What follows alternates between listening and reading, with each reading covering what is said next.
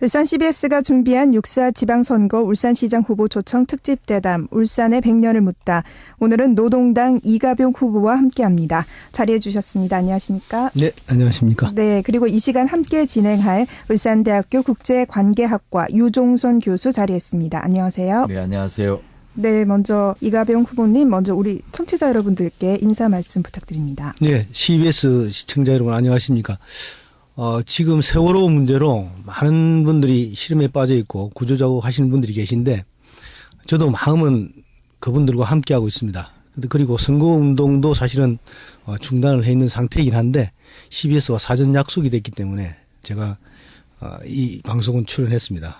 시름 앓고 계신 분들 그리고 구조하시는 분들과 함께 마음은 하고 방송은 제가 진행하는 걸 이해해 주시길 바라겠습니다. 네, 상황이 많이 어렵다고 하는데 기적 같은 소환 소식이 좀 전해지기를 저희가 바라고요. 또 힘든 상황에 있는 분들에게 마음의 위로가 있기를 간절히 바랍니다. 네, 먼저 청취자 여러분들께 저희 시민 여러분들께 울산시장 출마의 변부터 설명을 좀 해주시죠. 네, 제가 출마하게 됐던 건 당 이름이 노동당입니다. 네. 여러 우여곡절을 겪고 이름을 노동당으로 마지막은 이제 정리를 해서 가고 있는데요. 울산을 노동자의 도시라고 얘기하고 노동자들이 가장 많다고 얘기를 합니다. 그런데 시장 후보로 출마한 분들을 아무리 둘러봐도 노동을 직접 이야기하는 분들은 안 계시고 보편적 복지를 이야기하고 그 속에서 뭔가 표를 받는 것에만 역할을 하고 싶어 하지 정말 노동자들의 마음을 헤아리거나 노동자들의 문제를 직접 해결하겠다는 분들이 부족한 것 같습니다. 저는 그래서 노동자의 마음을 가장 잘 알 수 있는 당이기도 하고 그리고 제가 노동자 출신이니 그분들의 마음을 헤아릴 수 있도록 그렇게 시정에 도움이 되도록 하는 방향으로 하자는 뜻에서 나섰습니다. 네. 그동안 울산 시정을 좀 관심 있게 지켜보셨을 텐데요. 평가를 좀 하신다면요. 네, 울산의 시정에 열심히 하셨다는 건 다 인정합니다. 네. 그런데 어떤 방향으로 했는가가 달라질 수 있죠. 네. 기업을 위해서 열심히 뛰셨던 부분은 어디 가도 평가를 잘 받을 수 있습니다. 네. 근데 그러고 났더니 노동자들 문제는 극명하게 차이가 나 있습니다. 네. 그중에서도 영세 자영업자 분포가 전국에서 제일 높은 도시. 노동자가 많다는데 영세 자영업자가 왜 이렇게 많아졌는가? 진단이 필요한 대목이기도 하고요. 네. 그리고 이 도시에 기업을 위해서 하신 부분이 워낙 많으셔서 기업을 위한 걸 말로 다 할 수는 없겠지만 산업단지 개발 같은 것도 다른 곳과 다르게 울산에는 굉장히 많은 할애를 하셨더라고요. 네. 근데 기업에 대한 투자는 많이 하셨는데 이게 시민들에게 돌아가거나 노동자들이 직접 효과를 보는 대목들은 미약했지 않았는가. 네. 저는 그렇게 진단을 합니다. 그래서 이걸 한두 가지로 짤 수는 없지만 제일 큰 대목으로 노동자들에게 대한 부분의 애정이나 아니면 관심들이 떨어졌었던 시정이 아니었던가. 저는 그렇게 판단하고 있습니다. 네. 네, 사실 대담 처음부터 이런 이제 질문 드려야 돼서 좀 죄송하긴 한데 그저께 우리 이영순 후보가 나오셔서 울산 시정에 대해서 거의 이제 똑같은 평가를 하셨습니다. 네. 잘 하셨는데 너무 기업을 위한 시정을 하고 시민들을 도외시한 시정을 했다. 그런데 사실 전임 이제 박 시장에 대해서는 여론조사 시민들이 굉장히 지지도가 높았습니다. 전국 지방자치단체장 중에서도 굉장히 높았던 것으로 저희가 알고 있는데요. 그 부분은 어떻게 설명을 하시겠습니까? 지지도 조사, 인지도 조사 이게 방식에 문제가 좀 있다고 생각하거든요. 예를 들어서 낮에 근무하시는 분들, 노동을 하고 계신 분들에게 조사를 따로 할 방법이 없는 거죠. 네.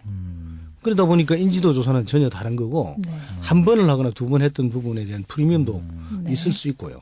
그리고 정확한 진단들이 좀 어려웠지 않았는가. 그렇게 그럼 생각합니다. 후보께서 보시기에는 일반 시민들의 평가나 정서는 그러한 지지도 조사하는 것과는 다르다. 그렇게 보시는 이번에 건가요? 시정은 끝내셨지만 다음 출마를 준비하신다고 하셨으니 그 평가는 냉혹하게 나오지 않을까 생각합니다. 네. 아무래도 울산이 방배문 시장이 3선까지 했고 새누리당 텃밭인 울산에서 얼만큼 관심을 환기해서 표를 끌어낼 것인가. 어차피 시장을 하기 위해서 출마를 하신 거니까요. 이기기 위한 필승 전략이 있어야 될 것 같은데요. 이게 아까 말씀하셨던 울산의 텃밭이라는 새누리당의 텃밭이라는 문제가 네.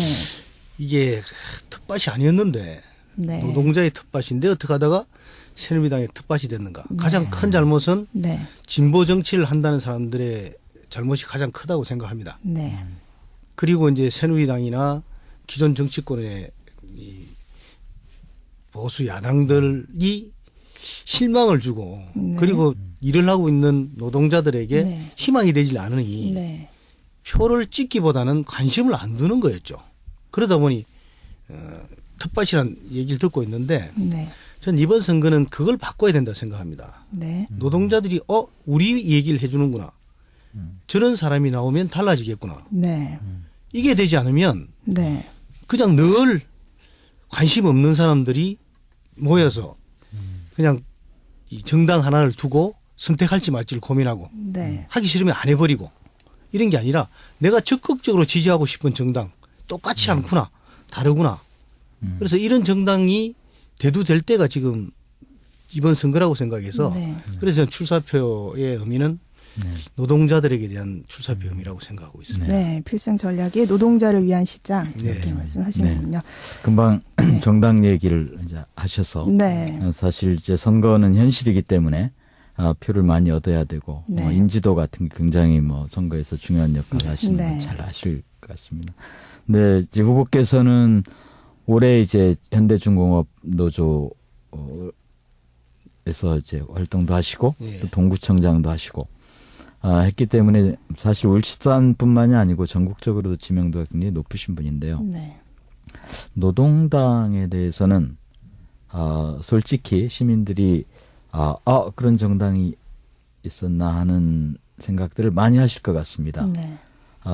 지금 후보께서는 노동당에 얼마 동안 몸을 담고 계셨나요? 제가 2년 됐습니다. 네. 네. 제가 꼭 2년 만에 입당한 지 2년 만에 이제 울산시당 비대위원장을 하게 되는데요. 네. 제가 정당을 딱 두 번째 옮겼습니다. 네. 첫 번째는 민주노동당 만들 때에 제가 민주노총 위원장으로 만들었고 그리고 이제 2008년 분당을 겪게 되고 난 다음에 사실 정당에 가입을 안 하고 있었죠. 네. 근데 그 사이에 이제 여러 가지 정당들의 분화가 막 일어나죠. 민주노동당이 분화되어서 네. 진보신당으로 갈라지고 네. 그리고 또 진보신당으로 갈라졌다가 진보신당이 국회의원 한 명도 못 내다가 조성수 후보를 보궐선거에서 만들고 네. 그러다가 또 이제 이 진보신당이 분화를 또 합니다. 네. 그래서 이 만들어지고 나는 과정에 마지막으로 진보신당에 있던 국회의원들이 다 빠져나가고 난 다음에 제가 고민을 했더니 저렇게 이 뭐라 그러죠? 명망성 있는 사람들 중심이 아니라 자기들의 소중한 이념을 위해서 신념을 위해서 버티는 저런 사람들이 있는 정당이라면 난 평생을 같이 할 수 있겠다.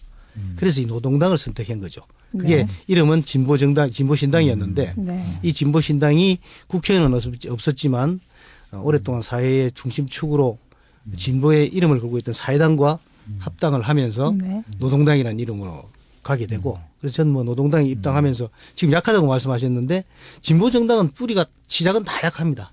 민주노동당 네. 만들 때 알겠습니다. 13석이긴 했지만 네. 되게 약했고 이제 시작이 될 수 있다고 네, 생각합니다. 이념이나 정강 정책 면에서 노동당이 다른 그 진보정당, 통합진보당이나 아니면 정의당하고 뚜렷이 구별되는 부분이 있습니까? 지금 현재의 이제는 보편적 복지의 공약은 새누리당까지 다 비슷합니다. 네네. 네. 근데 이렇게 노동당은 가지 않을 거죠.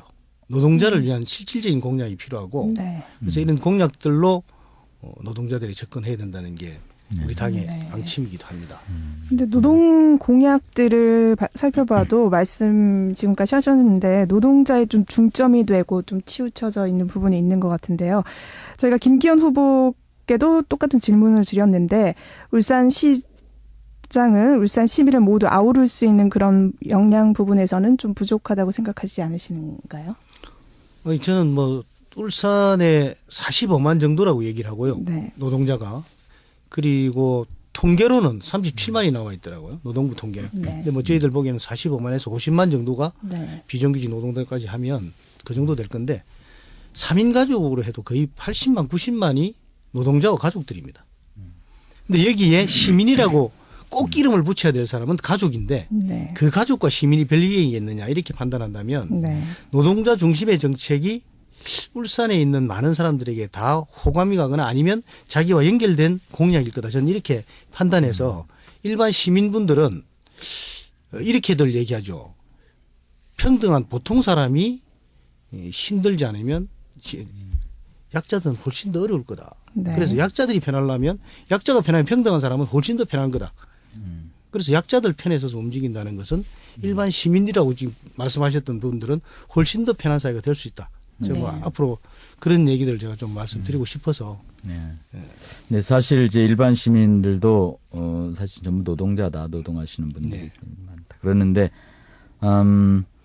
시민, 서민, 노동자 어감은 많이 다릅니다. 아마 일반 시민들이 이렇게 받아들이는 어감도 많이 네.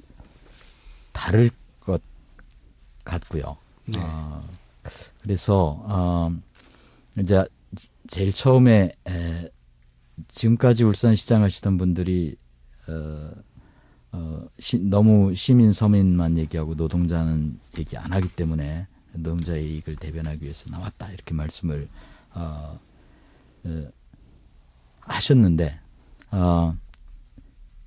지금 이제 공약 같은 걸 사실은 제가 꼼꼼히 좀 읽어봤습니다. 그랬더니 이제 그 시장 후보들이 즐겨 쓰는 시민이나 또는 서민이라는 그런 용어조차도 이제 후보님 공약에는 거의 나타나지 않고요. 네. 모든 게 노동자 중심으로 이렇게 그 용어가 그렇고 또 공약에 그렇게 짜 있는 걸 봤습니다. 네. 그래서 실질적으로 시민 당연하죠. 모든 시민들이 다 노동을 통해서 이제 생계를 유지하시는 분 노동자들이 맞긴 맞는데 그렇지만 그걸 꼭 같은 의미로 받아들이지 않는 그런 시민적인 정서 그게 사실 선거에서 굉장히 중요한 거 아닙니까? 네. 그 부분은 어떻게 그 지금 말씀하셨던 대목에 네. 우리가 선거가 시작되기 전이기 때문에 네. 노동자 공약을 가장 중심에 놓고 먼저 이야기를 한 거고요. 네. 보편적 복지 부분에 대한 공약들은 공고물에도 준비가 될 거고 네. 그리고 날짜가 지나면서 발표가 될 건데 네. 사실 아직 발표를 안 한 거죠. 그리고 네. 중앙당에서 보편적 복지 부분에 대한 공약은 거의 다른 당보다 우수하게 정리가 되어 있습니다. 네. 그게 없는 게 아니고 네. 노동자 중심이라는 걸 강조하고 그렇게 중심성을 가져가다 보니까 아직까지 보시는 분들이 그럼 노동자만 있고 다른 사람은 없는 거냐 이렇게 말씀하시는데 네. 그렇지는 않습니다. 그렇지는 않고 그런 대목들은 충분히 반영해서 저희들 공약 속에 준비가 되어 있습니다. 네. 그럼 순서를 조금 앞당겨서 네. 그러니까 보편적 복지를 비롯한 네. 그 노동당 그리고 후보님의 전체적인 울산 공약의 어떤 큰 그림 같은 걸 좀 간단히 설명해 주실 수 있나요? 노동 부분을 제외한. 일부 무상 요즘 가장 화두가 되고 있는 무상버스 부분도 우리도 공약 다 하고 있거든요. 네. 근데 무상버스를 한 번에 하자는 게 아니라 우리는 그 마을버스부터 하자는 게 저희들 당의 의견. 뭐 이렇게 이런 준비들은 차분하게 되어 있고 무상의료라고 얘기를 또 하지 않습니까? 무상의료라고 하는데 울산은 좀 특이한 곳이죠. 무상의료를 하고 싶어도 동의해 주질 않습니다. 왜 안 해주냐면 60이 되기 전까지는 퇴직하기 전까지는 회사에서 돈을 다 대주고 있으니 병원에 60 전에는 병원에 갈 일도 별로 없고 그래서 이런 분들이 관심이 떨어져 있습니다. 네. 근데 실제로 병원 가는 건 퇴직하고 난 이후인데 그래서 이런 부분들에 대한 공약을 우리가 그냥 던져야 아무도 잘 모를 거기 때문에 이런 공약들은 그분들에게 맞도록 맞춤형으로 울산에서 따로 만들고 있기 때문에 말씀을 못 드렸던 거고요. 네.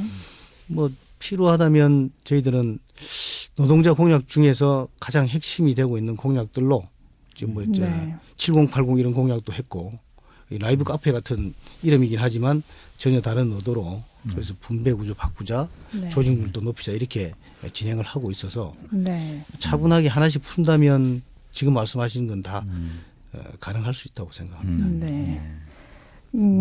노동 공약 부분 말씀이 나왔으니까 그 부분에 대해서 조금 더 자세하게 설명을 해 주시죠. 공약을 내건 부분에 대해서요. 그러니까 이제 제일 첫 번째 공약 중에 저희들이 첫 번째로 내걸었던 게 7080이라고 내걸었습니다. 네. 노동자가 먼저다. 7080. 울산은 기업이 먼저인 도시가 아니라 노동자가 먼저야 된다. 네. 우선권이. 그리고 난 다음에 노동자들에게 분배를 70%를 하라. 이렇게 저희들이 조건을 걸었습니다. 네. 그게 뭐냐면 지금 노동 분배율이 OECD 국가는 거의 70%를 다 넘고 있거든요. 노동자들이 가는 몫이. 근데 우리 한국은 58%를 그 정도로 상회하고 있습니다. 그중에서 대기업이라고 하고 있는 현대중공업, 현대자동차가 52%의 몫밖에 안 되고 네. 현대중공업이 58% 정도가 되거든요. 그럼 이 52% 정도밖에 안 되는 현대자동차는 임금이 그렇게 낮지도 않은데 왜 그렇게 기업에서 많이 가져가느냐. 그건 납품업체가 많기 때문에 그렇습니다. 네. 납품 단가 후리기 아니면 하청업체에 줘야 될 돈들 줄여서 가져가는 것. 이런 게 네. 구조적인 문제가 있기 때문에 이 문제를 해결해야 된다. 근데 이 문제는 지적이 됐는데 네. 이 문제 해결 방안이 뭐냐 이렇게 했을 때 이제 대안이 나와야 되니까 그 대안으로 노동조합이 힘이 있어야 이 구조를 네. 변화시킬 수 있다. 네. 뭐 그 이전에 87년에 노동조합 처음 이 울산이 무작위로 만들어지고 네. 할 때 석 달 사이에 일어났던 파업 건수가 3,700건이 넘거든요. 전국적으로. 네. 근데 올해는 20건이 되지 않습니다. 근데 언론은 호들갑을 떨고 있지만 3,700건 이상의 노동조합들이 만들어졌어도 파업을 했어도 네. 물가 상승된 적 없고 임금은 올라갔지만 경제는 나가지 않았습니다. 네. 이런 구조적인 문제가 있었기 때문에 노동조합 조직률을 올리는데 우리가 직접 지원하겠다. 네. 근데 노동조합 조직률을 올리는데 시청에서 뭘 할 게 있느냐. 그래서 이제 우리가 구체적인 공약으로 지금 시청을 보면 구군까지 다 해서 공무원이 울산시에 5,000명이 넘습니다. 네. 그리고 그중에서 시청에 직접 공무원이 2,500명이 넘는데 그 2,500 중에서 소방 공무원을 835명을 제외하더라도 1,500 이상이 있는 이 공무원들 중에 기업하기 좋은 도시를 만들려고 하다 보니 네. 기업을 지원하는 공무원 숫자는 120명이 넘게 배치가 되어 있어요. 네. 기업을 지원하는 과는. 근데 노동자를 실질적으로 돕거나 아니면 문제가 생겼을 때 지원을 해줄 수 있는 사람은 거의 없습니다. 네. 노사 지원계라고 해서 7명이 배치가 되어 있는데 이 사람들마저도 반 이상은 기업을 지원하는 거고 그러다 네. 보니 3명, 4명이 노동조합을 지원하는 건데 이래서는 안 된다. 그래서 마음 같아서는 시청에 있는 국을 하나 신설해서 120명, 100명 이상 대등하게 만들고 싶은데 네. 당장은 안 될 거기 때문에 당장 될 수 있을 만큼을 하자면 과를 하나 신설하겠다. 그래서 네. 노동조합 지원과라는 이름으로 30명 정도의 공무원을 직접 배치해서 그 사람들이 노동조합을 만들어도 된다. 그러니 네. 여러분들 노동조합 합법성 있으니 이렇게 만드셔도 됩니다. 홍보부터 시작해서 그리고 필요한 지원들 하는 과. 그다음에 산재 문제가 터졌는데 산재에 대한 문제 노동부라고 해서 이름이 노동부일 뿐이지 사실은 사용부라고 바꿔야 될 만큼 사용자를 대변하고 있거든요. 산재 요율을 이제 중공업 같은 경우에 산재 안 내주고 몇십억 돈을 찾아가도록 만들어주고 그런 역할을 해주고 있는 노동부의 역할들을 우리는 동의하지 않는다. 그래서 네. 시청에서 직접 네. 산재를 담당했다. 네. 뭐 이렇게 이주 노동자 문제 네, 이렇게 알겠습니다. 하겠다는 겁니다. 네.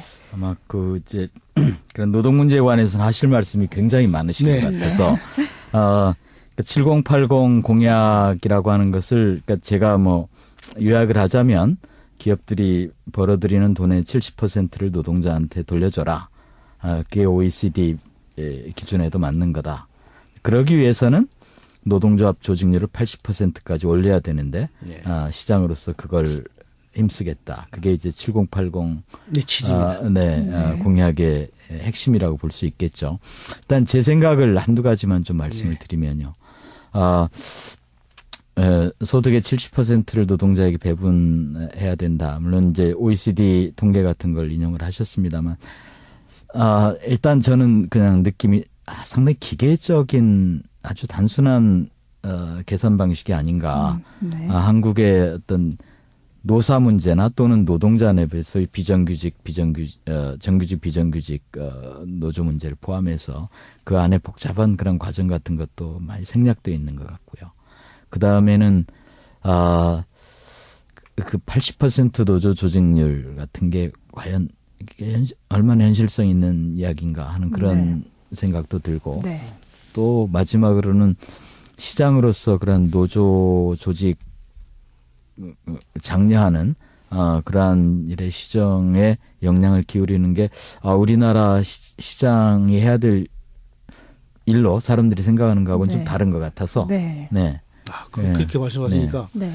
제게 반박할 기회를 주신 것 같아서 네. 이제 네. 말씀을 드려야 될 것 같은데 네. 그죠? 네, 말씀해 주시죠. 제가 노동운동을 한 사람이지 않습니까? 네. 노동운동으로 80년대를 제가 거쳐왔던 사람이기 네. 때문에 87년에 제 임금이 얼마였느냐면 87년 전에 84년도에 630원 시급으로 시작을 했습니다.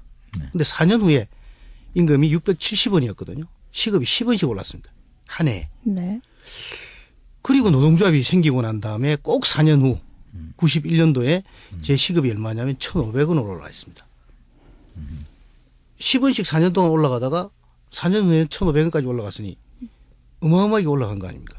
근데 오히려 우리 마음속으로 이런 걱정을 낸 거죠. 야, 이 큰일 났다. 자칫 잘못하면 내만 돈을 받는 게 아닌데 수만 명이 다 임금이 올라갔으니 회사가 망하지 않겠느냐. 네. 근데 회사는 망했다는 소리를 한 번도 안 해요. 늘 흑자라고 얘기를 합니다. 네. 이게 도대체 뭐였나. 이 고민에 빠졌던 거죠. 우리 스스로. 네. 근데 봤더니 노동조합이 생겨서 분배 구조를 바꿨던 거였습니다. 근데 기업은 아무런 문제가 없이 잘 굴러가고 있었고. 그래서 이런 문제가 저는 경험으로 지금 말씀하셨던 논리적이거나 아니면 논리적이지 않은 거 이런 건 좀 별개로 네. 경험으로 느꼈던 거고 실제로 87년에 임금 협상 안 만들 때요. 대의원들 한 200명 모여서 임금안 딱 만들 때 가장 간단하게 결정합니다. 100% 올려야 됩니다. 근데 한 사람이 손을 듭니다. 너무하다. 50% 정도만 하자. 그럼 임금 인상률에 물가 상승률 아무것도 대비시키지 않고 그냥 50% 갑니다. 근데 50% 해놓고 난 다음에 위원장은 어떻게 해야 되느냐. 죽기 살고로 회사 가서 싸우는데 싸우고 나서 25% 정도 올라가면 괜찮지만 그 이하는 감옥 가고 끝을 냅니다. 이게 네. 그때 구조였어요. 네. 이제 이런 싸움이 진행되고 있었다는 거. 이게 네. 제가 이런 얘기만 하면 끝없이 갈 것 같아서 네. 네네. 그죠? 그렇습니다. 네. 이 노동 공약들이 사실 기업들은 좀 반발이 있지 않을까 이렇게 생각이 되는데요.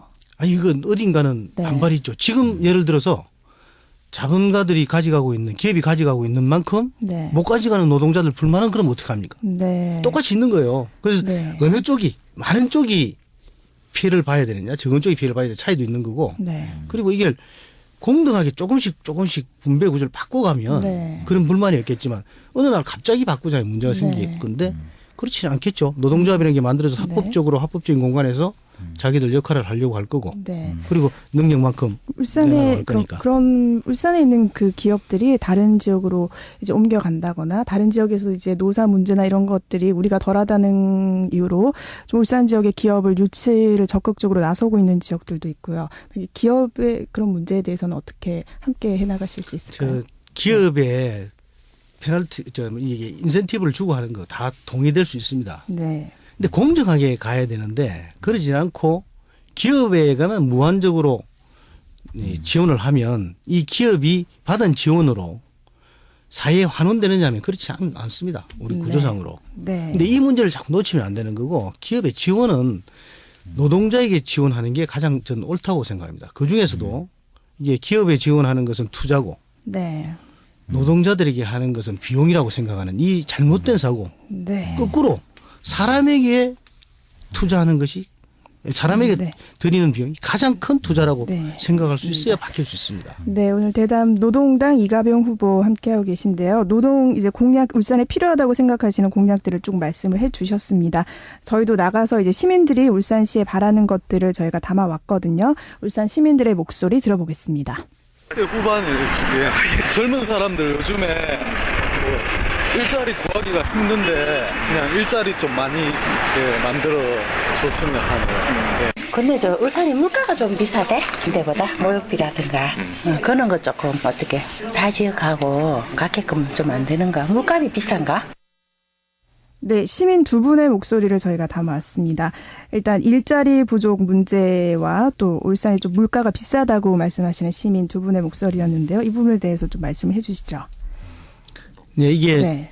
노동계에서 꾸준하게 요구하고 있던 사항 중에 하나가요. 일자리 네. 창출을 어떻게 할 거냐는 겁니다. 네. 노동 시간을 줄여서 공정한 임금으로 대등하게 임금을 받는 사람들을 많이 늘리는 것. 네. 이것이 최대한 방법인데 네. 지금 이 방법이 잘 통용이 안 되고 있는 거죠. 네. 예를 들어서 뭐 현대자동차의 비정규직의 최병성이라는 노동자가 대법원에 판결이 났는데도 복직을 안 시키고, 그리고 이 꾸준하게 회사에서 필요로 의해서 사람을 모집하고 하청을 쓰거나 할 뿐이지 그런 일자리에 대한 고민도 안 하고 있다는 문제가 있습니다. 네. 저는 뭐 제가 예를 들어서 시장이다, 권한이 있는 사람이다 그러면 직접적인 요구를 해야 될 것 같고, 그리고 시의원들이 이런 부분에 대한 구체적인 얘기로 조례를 만들어야 될 거라고 생각합니다. 이게 일자리가 늘어나면 90년대에 이런 일이 있었죠. 삼성이나 현대, 대우, 전자회사에 특이한 직종이 있었는데 네. 촌으로 가서, 농촌으로 가서 중학생들에게 인력 수급을 하기 위해서 그 학생들을 모집하는 담당 부서가 있었습니다. 네. 90년대. 근데 그게 비정규직이 아니었거든요. 정규직으로 모집해서 데리고 오고, 그리고 난 다음에 그 여공들에게, 여학생들에게 고등학교 다니게, 야간 고등학교 다니게 해주겠다. 네. 이게 뭐였냐면 수요를, 아까 말했던 분배 구조가 바뀌어가지고 내가 풍족해지니 할 게 많아집니다. 그러다 보니까 차량도 사게 되고 TV도 사게 되고, 그러니까 수요가 늘어나니 공급을 해야 되니까 네. 공급하기 위해서 사람을 많이 쓰게 되는 구조였던 거죠. 네. 근데 이게 어느 순간부터 룰이 다 깨져버렸습니다. 그 룰이 깨져서 이렇게 투자하는 게 아니라 기업은 돈이 들어가면 그냥 자기 삼키는 것만 했지 뱉어내거나 사회하는 네. 작용이 전혀 안 돼 있는 거죠.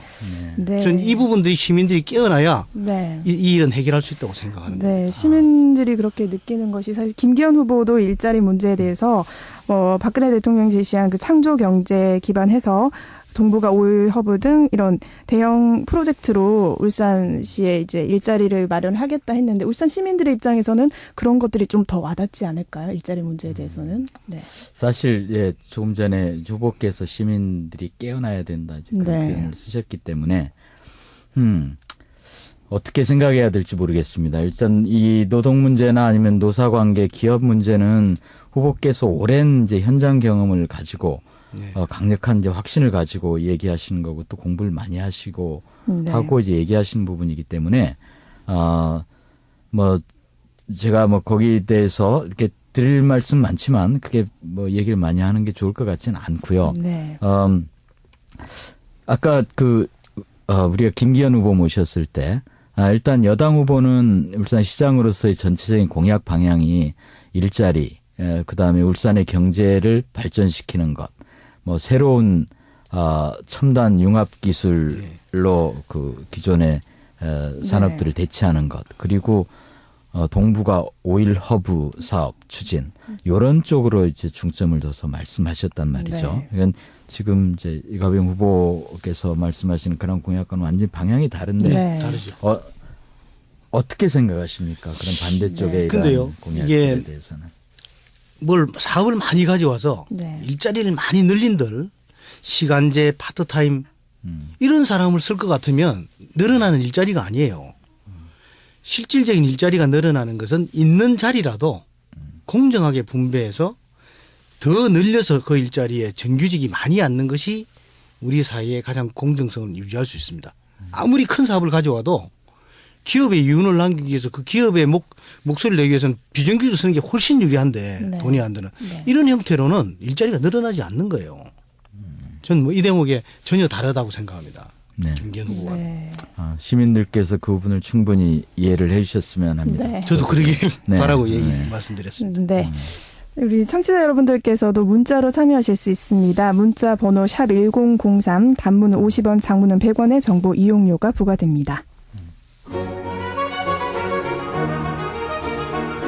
여러분께서는 지금 울산시장 후보 특집 대담 울산의 100년을 묻다를 듣고 계십니다. 울산 CBS가 오는 6.4 지방선거, 울산광역시장 선거를 앞두고 후보들의 시장 운영 정책과 비전을 듣는 울산시장 후보 초청 특집 대담. 이 시간 진행해 이은정 앵커, 울산대학교 유종선 교수입니다. 네, 지금 여러분들께서는 울산 CBS에서 마련한 울산시장 후보 특집 대담 울산의 100년을 묻다를 듣고 계십니다. 오늘은 노동당 이가병 후보가 출연해서 이야기 나누고 있습니다. 이 시간 함께 울산대학교 국제관계학과 유종선 교수 함께하고 있습니다. 네, 이제 야권 단일화에 대해서 좀 얘기를 해봐야 될 것 같습니다. 야권이 선거에서 좀 이기기 위해서 단일화가 전제돼야 될 것 같은데 야권 단일화에 대한 입장을 좀 말씀해 주시죠. 그 말씀하시면 네, 예를 들어서 호남에 가서 광주에 가면 새누리당과 단일화 해야 되거든요. 네, 근데 단일화는 말을 아무데나 붙여서 하는 게 아니라 네, 단일화 해야 될 이념과 정책이 맞는 사람들과의 단일화를 얘기하는 것과 네, 다른 사람과 얘기를 하는 것은 좀 다르다고 생각합니다. 네, 그래서 우선 뭐 네 개의 야당이 있으니까 네. 울산 내에 그 중에서 도덕적으로 제가 제일 좋아하는 사람이 네, 우리 이상범 민주당 후보입니다. 네. 근데 그 양반이 네, 근데 새정치연합으로 가셨는데 네, 그 당이 했던 예전의 일들이 있는 거죠. 네, 민주당 시절 네, 가장 많은 노동자를 구속했던 정당이 됐고 가장 많은 노동자를 해고했던 정당이었습니다. 네, 이 부분이 없어진 게 아닌데 어느 날 갑자기 노동자 도시에 와서 야당이라고 같이 해야 된다. 전 아무리 그 사람을 내가 좋아하더라도 당에 대한 부분은 정말 아쉽지만 네, 제가 손 벌릴 수 없는 당입니다. 네. 그러니까 새누리당과 민주당 지금 이제 당을 바꿨습니다만 새정치민주연합이 말하자면 같은 정당이다. 이렇게 말씀하시는 거에 대해서는 민주당 쪽에서는 할 얘기가 많을 것 같아요. 물론 그럴 수 있습니다. 근데 제가 네. 말했던 노동자를 가장 많이 구속시켰던 정당이라는 거하고 네. 가장 많은 노동자를 해고했던 정당이라는 것은 수치상으로 나와 있는 대목이고요. 네. 그리고 그 당시에 노동자 농민들이 싸우고 있는 대추리에 군대를 투입해서 진압했고 네. 뭐 이런 문제들이 네, 없어진 역사가 아니기 때문에 네. 전 그 말씀을 드렸던 거고 네. 그러니까 신문 보도를 보면 제 후보께서는 처음부터 울산 지역 그 야권 후보들 단일화에 대해서는 상당히 부정적이셨죠. 이제 그게 부정적이라는 얘기로 비치고 있는데 네. 사유는 있거든요. 내용이. 네. 그래서 지금 말씀하시는 거는 이제 민주당에 대한 대목이고 네. 후보 개인보다는 정당 때문에 정당 때문에 그렇고 그렇게 네. 그렇다. 그리고 이제 예. 다른 정당이 또 있습니다. 근데 이 정당들은 사실은 제가 민주노총의 조합원으로 그리고 민주노총 전 위원장으로 이번 선거를 치르고 있는데 민주노총이라는 곳에서 나름대로의 방침을 정해서 내려보냈죠. 네. 네. 그러니까 4개의 야당과 2개의 정치 세력 네.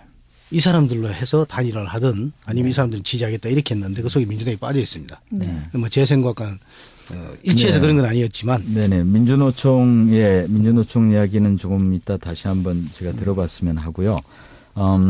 다시 단일화 문제 관련해서 사실 울산이 이제 워낙 그 새누리당의 텃밭이고 나머지는 그게 소속이 노동당이든 정의당이든 통진당이든 아니면 죄송합니다.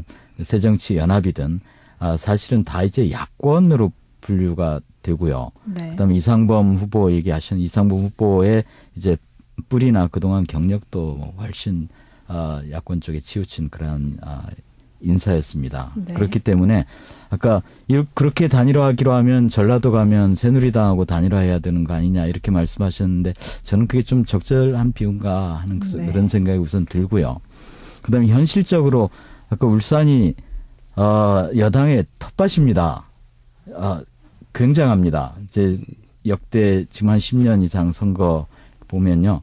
그 동구와 북구를 빼고 나머지 지역은 굉장히 보수 세력이 강하거든요. 네. 근데 현실적으로 야권이 단일화를 하든 어떻게든 뭉치지 않으면 전혀 선거에 이길 수 없는 구도 같은데요. 그런 현실적인 문제를 어떻게 생각하십니까? 현실적으로 말씀하시니 네. 여당이 센 건 인정합니다. 당연히 그렇긴 하지만 야당이 합쳐진다고 해서 세진다. 저는 그렇게 네. 보지 않습니다. 네. 그 속에서도 뭐 이후에 토론에서도 얘기하겠지만 뭐 어떻게 해도 진다. 뭐 그렇게. 아니 진다는 아니죠. 네. 방법을 바꿔야 된다고 생각합니다. 네. 옳은 정책과 옳은 방법으로 가야 되지 공식적인 수치로 이야기하는 것은 안 맞다고 네. 생각하고 그리고 또 특히나 우리 저는 뭐 민주노총에서 하는 방법에 대해서는 저는 동의할 수밖에 없어서 네. 따라가긴 합니다. 근데 야3당도 사실은 똑같지 않습니다. 야3당이라고 하는데 뭐 통진당의 지금 후보가 아니 뭐 비정규직을 정리하고 했던 전력도 있고 그리고 그 흔히 말하는 직위를 가지고 시세 차익을 얻었던 옛날 행위도 있고 또 한 후보는 우리 당과 함께 하면서 국회의원을 만들었는데 당을 버리고 나가고 뭐 이런 것들이 똑같은 얘기로 얘기하는데 제가 그러면 모든 걸 다 버리고 어떤 사람이든 간에 정치를 하는 사람이 다 같이 가야 된다. 저는 그걸 동의할 수 없고요. 그리고 그 속에서 약하지만 시작했다고 말씀드렸고 네. 당락을 떠나서 우리 갈 길을 가야 된다고 생각합니다. 그런데 네.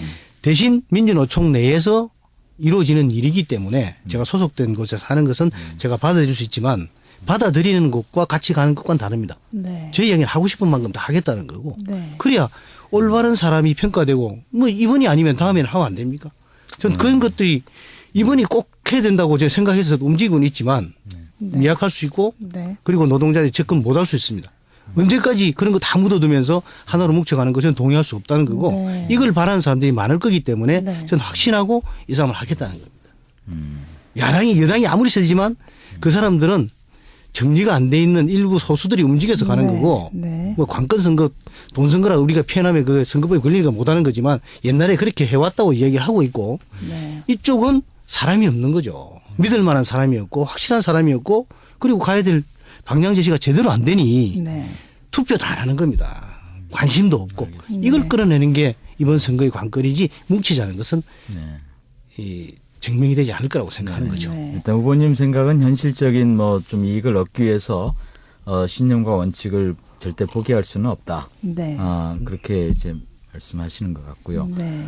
그 이제 민주노총 사실은 저도 신문을 보고 이제 그 내용을 알았습니다만 일단 민주노총이 울산 지역의 민주노총 울산지부 야권의 단일화에 대해서는 특히 새정치민주연합과의 단일화에 대해서는 반대다. 네. 그리고 민주노총의 후보와 민주노총의 지지 후보를 발표를 해서 지원을 하겠다 이런 이제 이야기를 했는데요. 다시 똑같은 이야기를 들을 수밖에 없는데 일반 시민적인 정서 말이죠. 이 민주노총이 시장 선거에 이 정도면 상당히 명시적으로 이제 거의 준정당 수준으로 개입하는 건데요. 여기에 대해서 일단 시민의 정서가 아주 호의적이지는 않다. 저는 그런 느낌을 받았습니다. 예, 이게 어떻습니까? 한국노총도 분명히 있습니다. 민주노총만 있는 것이 아니라. 네. 근데 노동자들이 정치 세력화를 한다고 네. 꾸준하게 10여 년 전부터 해왔거든요. 근데 그게 뭐였겠느냐가 가장 중요한 거였죠. 국회의원 만드는 거 아니었습니다. 15명, 13명씩 만들어놨는데 자기들끼리 권력 싸움하고 법 만들고 있는 노동자를 탄압하는 법 만드는데 사람이 없어서 못합니다. 이렇게 얘기하는 그 사람들을 정치 세력화라고 생각하지 않는 거예요. 노동자가 가야 될 방향과 내용에 대해서 동의하는 사람들을 모아가는 것이 가장 크다고 생각하는 게 정치 세력화라고 생각하는 겁니다. 그런데 네. 지금 일부 시민단체나 이런 분들이 사실 옛날 얘기를 잠깐 하자면 옛날에 민주노총 되게 반대했었습니다. 특히 여당에서 야당으로 권력이 바뀌었던 시절에. 근데 지금 와서는 그 열심히 민주노총 싸우고 있을 때 다 반대하고 뭐라고 했던 사람들이 이제 또 여당이 잡으니까 왜 안 싸우냐고 얘기합니다. 그 싸울 수 있는 근육들을 누가 다 뺐냐면 네. 시민사회단체들이 근육을 다 빼버린 거예요. 싸우지 말라고.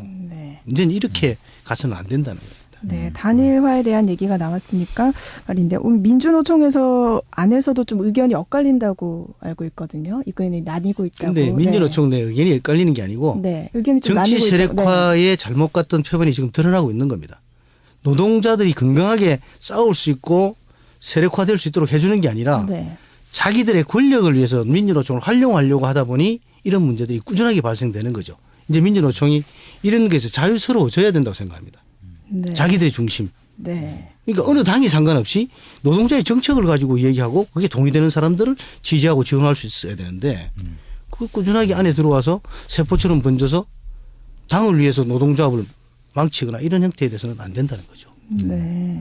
제가 정확히 그 내용을 몰라서 그러는데 민노총 이제 울산 지부에서 민노총 후보, 그다음 민노총 지지 후보 이런 네. 이제 말을 했거든요.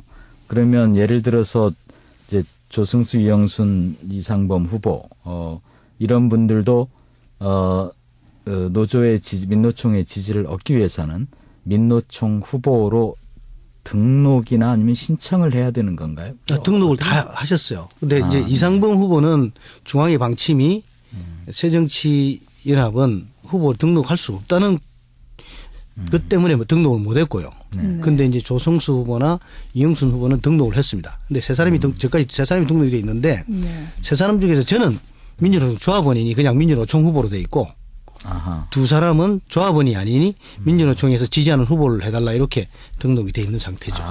네, 알겠습니다. 어떤 뭐 노총 후보와 지지구는 별 다르지 않지만 조합원인 경우에는 민주노총 후보, 조합원이 아닌 경우에는 지지 후보 이렇게 표현이 돼 있을 뿐입니다. 네. 이가병 후보께서는 현대중공업 노조위원장 지내셨고 울산 동구청장 역임하셨는데 이렇게 정치 활동까지 하시면서 가장 중요하게 생각하시는 덕목이나 가장 중요하게 생각하시는 신념 같은 게 있으신가요? 저는 이게 이제 주민참여예산제를 제가 구청장 하면서 전국에서 네. 처음으로 조례를 네, 만들었었거든요. 맞습니다. 그게 왜 그랬냐면 주민이 주인이다 이런 얘기를 말로 하는 게 아니라 실천해야 된다고 생각합니다. 낮은 곳에 가야 된다는 게 말이 아닌 실천해야 된다. 저는 뭐 덕목이라 생각하는 것은 네. 실천하는 것이라고 생각하는 거죠. 네. 말보다 실천. 그렇죠. 그래서 그렇게 행동으로 옮겨야 된다는 거고 네. 그중에서 또 하나는 구청장 중에서 가장 약점이었던 게 뭐냐면 이 직원들 인사 문제였습니다. 전 인사 문제 제가 개입하지 않고 스스로 알아서 할 수 있도록 다면 평가제를 만들어서 이 상위 직급의 진급에도 하위 직급 직원들이 네. 평가할 수 있는 기회를 만들어주고 네. 그런 것들을 했던 게 제 이력이 있기 때문에 말씀드리는 겁니다. 네. 저 아까 그 시민 이제 인터뷰 중에 물가가 비싸다는 시민에 대해서 약간 간단하게라도 말씀을 좀 해주시죠. 네, 울산이 제가 다른 지역보다 뭐 물가가 비싸다는데 제가 정확하게 얼만큼 비싼지 수치도 알 수가 네. 없지만 제가 이런 적이 있었습니다. 그 옛날 쓰레기 봉투값을 올려달라고 했을 때 봉투값 올려달라는 취지가 구청장 할 때 임금을 올려주기 위해서 그렇다. 230만 원 정도. 그러면 올려줄게. 대신 임금 명세표를 가져오라고 했더니 없던 이야기가 됐습니다. 한 사람 배에 들어가는 돈이 그렇게 늘어나는 것을 막을 수만 있다면 네. 물가 조정 가능하다고 생각합니다. 구체적으로 따지고 구체적으로 그분들과 얘기한다면 네. 필요 없이 물가 상승 요인들을 줄일 수만 있다면 울산도 충분히 가능하다고 생각하죠. 네. 네. 조금 전에 그 제가 여쭤봤던 정치인으로서의 덕목 조금 더 여쭤보고 싶은데 이번 이제 여객선 침몰 사고 사실 온 나라가 지금 애도하는 와중에 저희가 이런 선거 관련 방송을 하는 게 저희도 마음 편하지는 않습니다만 거기에 총리 그리고 국회의원들 사고 현장에 갔는데 그 일반 거기 있는 분들의 그러한 정치인들에 대한 반감이나 미움 같은 게 정말 텔레비전 화면에서도 느껴질 정도로 네. 대단했었습니다. 네. 이제 뭐 후보께서도 청장도 하시고 시장도 출마하시고 네. 하니까 정치인이신데요. 네. 그 정치에 몸담고 있는 한 분으로서 이런 정치나 정치인들에 대한 일반 국민, 시민들의 미움, 불신, 분노 이런 거 어떤 생각을 드십니까? 저는 뭐 이게 그 재난 현장에 VIP 때문에 중단이 되고 있고 정말 이런 있을 수 없는 얘기들이거든요. 안 가는 게 나은데 네. 꼭 언론 타기 위해서 아니면 자기를 알리기 위해서 가는 정치인들이 훨씬 더 나쁩니다. 그냥 조용히 그리 방문 안 해도 자기가 안 가도 다른 사람들이 다 해줘요. 가서 혐오 한번 쳐서 한 사람 구조도 못하는 사람들이 굳이 가서 TV에 얼굴 나오려고 얘기 브리핑 들으려고 하는 그게 우리 구조를 망치고 있는 거고 정치인 전체를 욕먹이고 있는 거라 생각합니다. 네. 안 가고 그냥 마음 표현 전하고 네. 조용히 있어주는 울산에 뭐 여러분들이 그나마 다 시장 후보로 나오신 분들 선거운동도 적으면 예도의 뜻을 표하고 있는 얼마나 차라리 건전하고 좋습니까? 저는 뭐 이게 나와서 이 얘기를 하고 있어서 죄송하긴 하지만 약속이라서 하긴 하지만 전 그런 풍토들이 정리되어야 된다고 생각합니다. 뭐 저희도 이제 후보께서 이제 시민들이 믿고 그리고 사랑할 수 있는 그런 정치인이 되시기를 저희도 바라겠습니다. 예, 뭐 저 열심히 노력하겠습니다. 네. 끝으로 울산 시민분들께 또 유권자분들께 당부의 말씀 있으시다면 하시면서 마치도록 하겠습니다. 네, 저는 뭐 앞에서 여러 가지 말씀을 드렸는데 저 노동자로 살아왔고 굽히지 않았습니다. 그 불의 아니면 도덕적으로 사는데 남들보다 자신 있게 살아왔고요. 그래서 네. 이런 부분들이 시민들에게 잘 전달되어서 네. 울산이 바뀌는데 일조하고 싶습니다. 그래서 네. 뭐 아까 말씀드렸던 여러 가지 일들을 펼 수 있는 그런 정당도 힘이 있어지고 그리고 시도 힘이 있어지는 그런 시가 되었으면 하는 바람입니다. 네, 끝으로 한 가지만 더 질문을 드리겠습니다. 내가 울산시장이 돼야 되는 이유를 한마디로 간단하게 해주신다면요? 노동자가 문제이기 때문에 그렇습니다. 네. 그 노동자를 위해서. 네, 알겠습니다. 네, 오늘 울산 CBS 시장 후보 초청 특집 대담 울산의 100년을 묻다. 네, 여러분들께서 함께 해주셨는데 오늘 대담을 통해서 노동당 이가병 후보께서 여러 가지 말씀을 해주셨고 시민 여러분들께도 또 애청자 여러분들께도 많이 전달이 됐을 거라고 생각을 합니다. 네, 울산시장 후보 초청 특집 대담 울산의 100년을 묻다 마치겠습니다. 지금까지 노동당 이가병 후보와 함께했습니다. 고맙습니다. 네, 감사합니다. 네, 그리고 함께해 주신 울산대학교 국제관계학과 유종선 교수였습니다. 교수님 고맙습니다. 감사합니다. 네, 내일은 새정치민주연합 이상범 후보가 출연합니다. 저는 내일 5시 5분에 다시 뵙겠습니다. 애청자 여러분 고맙습니다.